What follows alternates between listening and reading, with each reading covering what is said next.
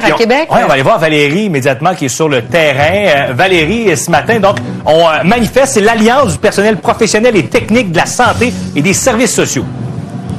Ce qu'on demande à Québec, c'est 10 jours de congés payés par l'État pour les victimes de violences conjugales. C'est une demande qu'on fait depuis quand même un certain temps, mais nous voilà à la refaire cette demande parce qu'actuellement, il y a 2 jours prévus par la loi payés là, par l'État, mais on dit que c'est insuffisant. On veut permettre à ces victimes, majoritairement des femmes, à se sortir du milieu toxique sans avoir à s'inquiéter là, du salaire. Avec moi pour en parler, Isabelle Manta, qui est vice-présidente de l'APTS. Pour vous, ces jours-là permettraient donc aux victimes de ne pas avoir à choisir entre sa sécurité physique, mentale et sa sécurité financière. Effectivement, ces 10 jours-là sont essentiels parce que c'est déjà une décision qui est grande, qui est confrontante de se sortir de son milieu toxique.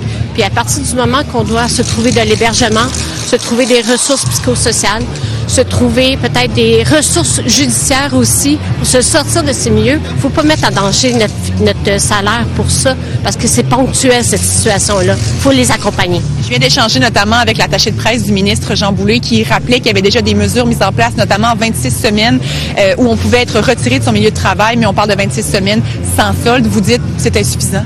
Bien, c'est ça qui est confrontant pour nos personnes qui sont victimes de violences conjugales. Pourquoi est-ce qu'elles ont besoin vraiment de se sortir de leur milieu de travail? T'sais, on a besoin d'avoir des journées pour qu'elles puissent avoir leur salaire, pour qu'elles puissent se mettre en sécurité. C'est important. La dignité dans tout ça, là, à partir du moment qu'on prend la décision de se sortir de son milieu, c'est pas une petite décision.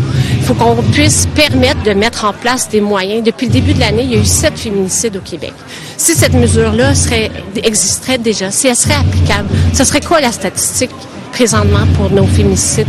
Ce moyen-là permettrait aux femmes de sortir de leur milieu avec un salaire, avec dignité, puis aller se chercher des ressources.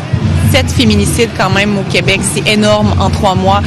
Alors volontairement, pour vous rappeler qu'on est quand même en discussion avec Québec depuis environ 3 mois, mais en fait 3 ans plus tôt, depuis 2023, mais il n'y a pas eu d'avancée concrète. Toutefois, Québec se dit quand même ouvert là, à poursuivre la réflexion. Alors voilà. Merci Valérie. Merci.